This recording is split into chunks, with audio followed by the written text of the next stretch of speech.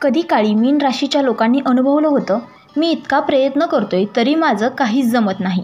कर्म करत असूनही यशाचा दरवाजा बंद असल्यासारखं वाटत होतं.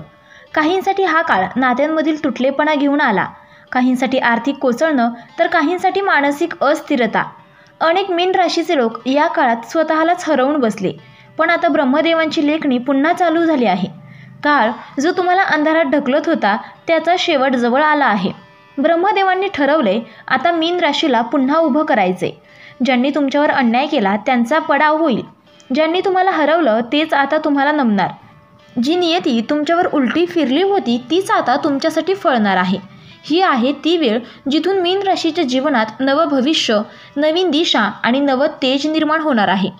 नंबर 1 आहे अंधारातून प्रकाशाकडे संपत आहे काळा अध्याय.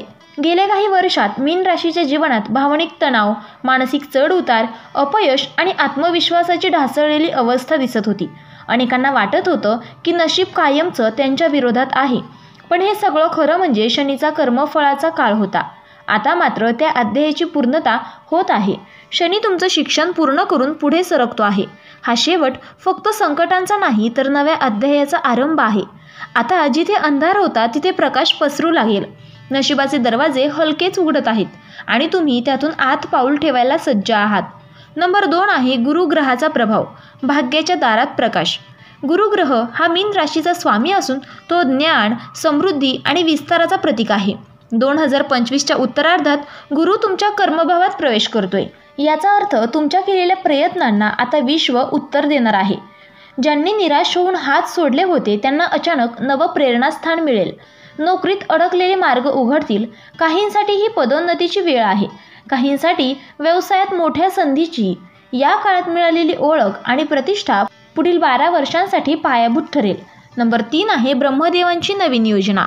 नियतीचं पान पलटणार आहे. ब्रह्मदेव जेव्हा एखाद्या राशीकडे पाहतात तेव्हा त्या राशीच्या कर्मफळाचा हिशोब पुन्हा मोजला जातो. मीन राशीचा हा वेळ म्हणजेच असा दैवी पुनर्लेखनाचा काळ. तुम्ही केलेली भले वाईट कर्मे, घेतलेले निर्णय आणि भोगलेले दुःख हे सर्व एका नव्या संतुलनात मांडले जात आहेत. ज्यांनी तुमच्याशी अन्याय केला त्यांचं सत्य आता उघड होईल आणि तुम्ही ज्यांनी शांतपणे सहन केलं त्यांना अखेर सन्मान मिळेल. हे फक्त नशीब बदलणं नाही तर नियतीचं समीकरण नव्यानं लिहिणं आहे. नंबर 4 आहे नेपच्यूनचा प्रभाव, अंतर्मनातील जागृती आणि दैवी संकेत. मीन राशीचा गूढ ग्रह नेपच्यून हा सध्या अत्यंत शक्तिशाली स्थितीत आहे. त्याचा अर्थ असा की तुमच्या आत्म्याशी संवाद सुरू होईल. तुम्हाला अचानक काही स्वप्न, विचार किंवा दैवी संकेत मिळतील जे भविष्याचा अंदाज देतील. काहींना आयुष्याचं खऱ्या अर्थानं उद्दिष्ट समजेल. तुम्हाला जाणवेल की सगळं काही ब्रह्मदेवाच्या योजनेअंतर्गत होतं. ही जाणीव तुम्हाला मानसिक शांती आणि गूढ आत्मविश्वास देईल. या काळात ध्यान, प्रार्थना आणि मौन हे तुमचे सर्वात प्रभावी साधन ठरतील. नंबर 5 आहे आर्थिक पुनर्जन्म, धन प्रवाहाची सुरुवात. मीन राशीच्या लोकांनी मागील काळात आर्थिक अस्थिरतेचा सामना केला. काहींनी नोकरी गमावली, काहींचे व्यवहार थांबले, काहींचे पैसे अडकले. पण आता गुरु आणि शुक्र यांच्या सकारात्मक संयोगामुळे धनप्रवाह सुरू होणार आहे. अडकलेली रक्कम मिळेल. नवीन व्यवसायात कल्पना प्रत्यक्षात उतरतील. काहींना प्रॉपर्टी, इन्व्हेस्टमेंट किंवा शेअर मार्केटमधून मोठं यश मिळेल. तुम्ही आर्थिकदृष्ट्या स्थिर आणि स्वावलंबी होणार आहात. हा काळ देणाऱ्यांहून घेणारा बनवण्याचा आहे. नंबर 6 आहे नात्यांमधील गोंधळ संपणार, समेट आणि प्रेमाचा काळ. मीन राशी भावनिकदृष्ट्या अतिशय संवेदनशील असते. मागील काळात गैरसमज, दुखावलेपणा आणि अंतरामुळे नात्यांमध्ये थंडावा आला होता. पण आता ग्रहस्थिती शांतीकडे सरकत आहे. ज्यांच्याशी तुम्ही बोलणं बंद केलं होतं त्या व्यक्ती पुन्हा संपर्क करतील. पती पत्नीमधील तणाव कमी होईल. अविवाहितांसाठी एखादं नवं नातं, विवाह योगही उदयास येऊ शकतो. मीन राशीसाठी प्रेम, क्षमा आणि समजूतदारपणाचं नवं पान सुरू होत आहे. नंबर 7 आहे आरोग्य आणि मानसिक शांतीकडे पुनरागमन. तणाव, निद्रानाश, थकवा आणि मानसिक अस्थिरता मागील काळात तुमचा पाठलाग करत होती. पण आता तुम्ही स्वतःकडे पुन्हा वळणार आहात. सूर्य आणि चंद्र यांच्या अनुकूल स्थितीमुळे आरोग्य सुधारेल. ज्यांना दीर्घकाळ एखाद्या आजाराने त्रास होत होता त्यांना योग्य उपचार मिळतील. ध्यान, योग, प्राणायाम आणि नैसर्गिक जीवनशैलीकडे झुकल्यास तुम्ही फक्त शरीरानेच नाही तर आत्म्यानेही तंदुरुस्त व्हाल. नंबर 8 आहे कर्मफळाची पूर्णता. मीन राशीचा हा काळ कर्माचा अंतिम हिशोब घेऊन आला आहे. तुम्ही ज्या गोष्टींसाठी अन्याय सहन केला त्या आता उलट फिरतील. शत्रू स्वतः नष्ट होतील आणि तुमच्या प्रामाणिकतेचा विजय होईल. हा काळ तुम्हाला दाखवणार आहे की सत्य उशिरा येतं पण येतं नक्की. ब्रह्मदेवांनी तुमचं पत्रक पाहून निर्णय दिला आहे. आता पुरे म्हणजेच आता तुम्हाला थांबवणारा कोणी नाही. तुम्ही तुमच्या योग्य स्थानावर पोहोचणार आहात.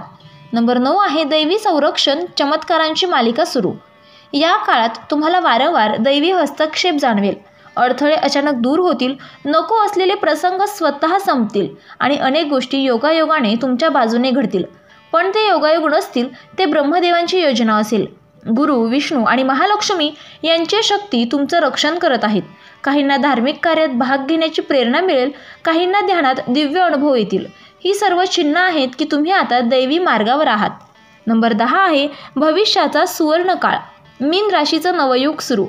नोव्हेंबर ते डिसेंबर 2025 पासून सुरू होणारा काळ पुढील 3 वर्षासाठी तुमचं आयुष्य नव्याने घडवेल.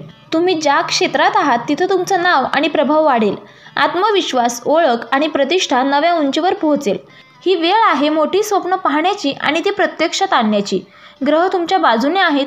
ब्रह्मदेवांनी तुमच्या नशिबात नवं पान उघडलं आहे. हा काळ तुम्हाला शिकवेल की काळोखाशिवाय पहाट होत नाही, पण जेव्हा पहाट येते तेव्हा संपूर्ण जग नव्याने उजळतं. मीन राशीसाठी हा काळ फक्त बदलाचा नाही, हा काळ पुनर्जन्माचा आहे. तुम्ही ज्या वेदना भोगल्या त्या आता अर्थपूर्ण ठरणार आहेत. ब्रह्मदेवांनी तुम्हाला हरवलेलं सगळं परत देण्याचं ठरवलं आहे. तुमचं भाग्य नव्याने लिहिलं जात आहे आणि यावेळी तुम्ही स्वतःच्या आयुष्याचे निर्माते असणार आहात. हा काळ आहे प्रकाशात पाऊल ठेवण्याचा, अंधार मागे सोडण्याचा आणि स्वतःच्या आत्मशक्तीला ओळखण्याचा. मीन राशीचा काळ आता सुरू झाला आहे आणि हा काळ थांबवणं कोणाच्याच हातात नाही. काळा अध्याय संपला आहे. आता सुरू झाला आहे ते सुवर्ण भविष्याचं पुस्तक, जिथे प्रत्येक ओळ तुमचं भाग्य फोडणार आहे. तर मित्रांनो, व्हिडिओ आवडला असेल तर व्हिडिओला लाईक करा, चॅनलला सबस्क्राईब करा आणि आजचा व्हिडिओ शेवटपर्यंत पाहिल्याबद्दल धन्यवाद. श्री स्वामी समर्थ.